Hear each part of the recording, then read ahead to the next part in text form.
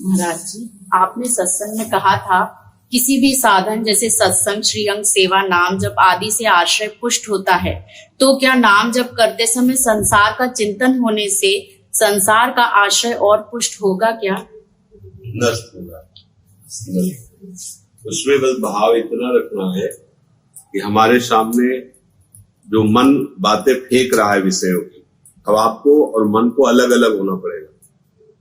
आप विषय सोच रहे हैं, ये बात नहीं आनी चाहिए।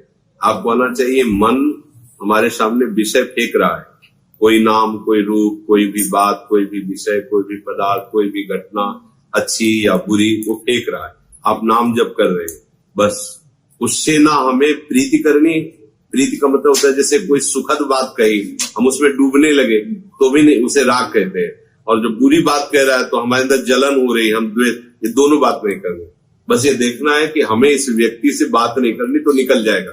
जैसे कोई भी हो, वो हमें गाली दे तो भी हमें नहीं बोलना है, वो हमें प्यार करे तो भी नहीं बोलना है, तो वो व्यक्ति से उदासीन होने पर चला जाता है। ऐसे ही वृत्ति है, वृत्ति आई है, जो हमने पूर्व में भोगा है, अनंत जन्मों में जो हमने किया है, वो सब जमा है। अब जैसे जैसे हम नाम जप करते हैं वैसे वैसे वो वृत्तियां आती है सामने। चुपचाप हम नाम जप कर रहे हैं, वो वृत्तियां नष्ट हो रही है। बस उनसे न राग करना, न द्वेष करना है, न उनके अनुसार कोई क्रिया करनी है, न उनको हमको महत्व देना है। ये जितनी भी वृत्तियां हैं, ये सब असत वृत्तियां हैं, ये स्वयं नष्ट हो जाएंगी। ऐसे इस पृथ्वी नष्ट हो गई, इस पृथ्वी नष्ट हो गई। अब चूंकि बहुत जन्म हो गए इसलिए बहुत जमा है, तो हो सकता है लंबे समय तक भजन करने पर भी वही वृत्ति आपको दिखाई दे। क्योंकि काम, क्रोध, लोभ, मोह, मद, मत्सर, इन्हीं के द्वारा सारी वृत्तियां प्रकट की गई। तो हो सकता है कि 10 लाख बार डिलीट होने पर भी ऊपर वही वृत्ति आ रही, क्योंकि वही खेल होते रहे। तो हमको परेशान नहीं होना कि ये तो 10 वर्ष पहले थी, वही वृत्ति अब है। नहीं, 10 वर्ष वाली तो न जाने कब नष्ट हो गई। ये वृत्ति जो जमा है पीछे की, वो सब आ रहे हैं। जैसे एक ही आदमी हमारे पास 1000 मैसेज करे, हमने 500 डिलीट किया, लेकिन अभी 500 उसी के और है, तो हमें लगे पता नहीं डिलीट होते कि नहीं होते, वही नंबर वही बात आ रही। तो ऐसे ही साधक को धैर्य पूर्वक प्रत्येक नाम आपको संसार से अलग करना है। प्रत्येक नाम, जैसे भूखा हुआ व्यक्ति अन्न का जब एक कवल पाता है तो पेट में गया तो, पर एक कवल में समझ में नहीं आएगा। 2 कवल पाया तो भी नहीं समझ में आएगा। जब आधा पेट हो जाएगा तब उसको कुछ लगेगा कि हाँ, और फिर भोजन पाएगा तो उसे स्वाद आने लगेगा। ऐसे ही हम बहुत जन्मों के भगवान के आनंद से विमुख रहे, बहुत भूखे हैं भगवद आनंद की। जब से तुम बिछुरे पिए प्यारे, कबहु न पायो चैन। अब क्या है, अब हम नाम जब शुरू किया तो हमारी भूख और बढ़ी। जैसे कई दिन के भूखे को एक कवल पवाओ तो उसकी भूख अब विकराल रूप धारण करती है। तो पीछे जो विषय भोगे वो सामने आके खड़े हो रहे भजन रोकने के लिए। अब नया उपासक तो सोचता है जब भजन नहीं करता था तब तो ठीक था, अब जब से भजन शुरू किया इतनी गंदी बातें, इतने गंदे विचार, इतना संसार, माला लेते ही सब शुरू हो जाता है। तो पक्का, क्योंकि वो डिलीट करेगा, मन को खाली करेगा।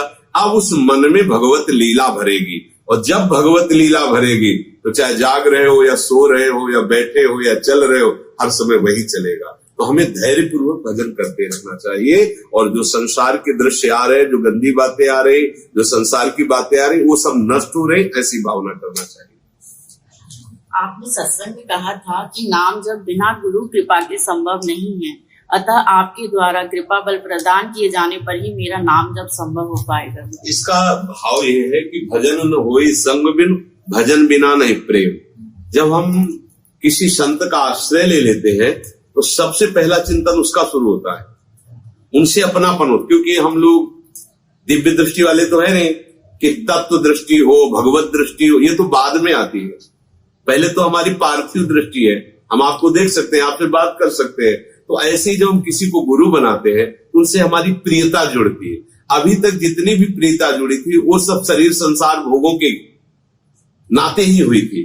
अब जो ये प्रियता हो रही है भगवान के नाते से हो रही। गुरु भगवान, गुरु भगवान से प्रेम कराने वाला, गुरु भगवान की प्राप्ति कराने वाला, गुरु साक्षात भगवान की कृपा। अब जब हम उनका चिंतन करने लगे तो हमारा भजन बनने लगा, क्योंकि हम जिसका चिंतन करते हैं वो जैसा होता है वैसे गुण हम में आते हैं। जैसे एक वो भृंगी नाम का कीड़ा दूसरी जाति के कीड़े को लाकर अपने मिट्टी के घड़ोंदे में रखता है और अपना डंक चुभोकर उसे भन ऐसे करता है। तो वो दूसरी जाति का कीड़ा उसका चिंतन करने लगता है। बिना शरीर छोड़े उसी शरीर से वो भंगी बन जाता है चिंतन के कारण।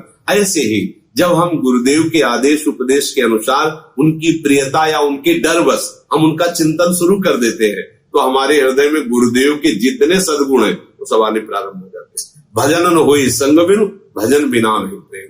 बिना भगवत प्रेमियों के संग के भजन नहीं होता, इसलिए कहा गया है। क्योंकि हम जब उनका संग करेंगे तो उनकी वाणी, उनकी दृष्टि, उनके परमाणु हमारे ऊपर आएंगे, जिससे हमारा भी भजन बढ़ेगा, हमारी भी श्री लाडली लाल के चरणारविंद में रति होगी।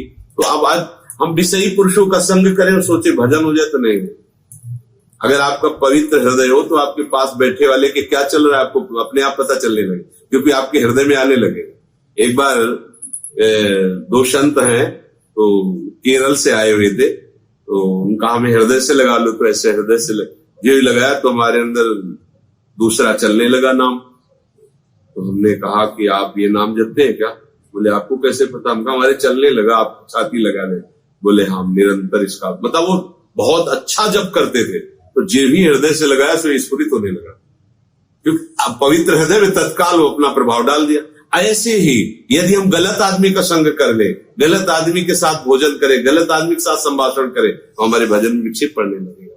इसीलिए कहा जाता है कि कुसंग का त्याग करके भगवत संगियों का संग करें तो हमारे भजन में वृद्धि होगी। और रही कृपा की बात, तो जब गुरुदेव किसी को मंत्र देते हैं तो बकाया नहीं रखते, वो अपना मानो जीवन दे देते हैं। पर आप उनका महत्व ना करने के कारण, उनकी आज्ञा पालन ना करने के कारण आप उस बात को समझ नहीं पाते। नहीं, गुरुदेव से कृपा मांगने की जरूरत नहीं है। जैसे माँ से ये कहने की जरूरत नहीं कि कृपा करके हमें बाल भोग दे दो, राजभोग दे दो, वो डांट के पवाती है, नहीं तुमको हमें नहीं पाओगे, चुपचाप पाओ। ऐसे ही गुरुदेव माँ से अनंत गुना प्यार करते हैं। माँ तो मोह से युक्त है और गुरुदेव विशुद्ध ज्ञान से युक्त होकर प्यार कर रहे हैं। तुम्हें भजन करना हो, भजन नहीं करोगे तो दुर्गति हो जाएगी। ऐसा वैसा डांट फटकार के दुलार के वो महाअमृत में नाम आपको पवारे। राधा नाम सुधार सम, अमृत में भोजन है ये, जो आपको अमर कर देगा। इसलिए कहा गया है कि बिना गुरु कृपा के, बिना संतों की कृपा के भजन नहीं होता।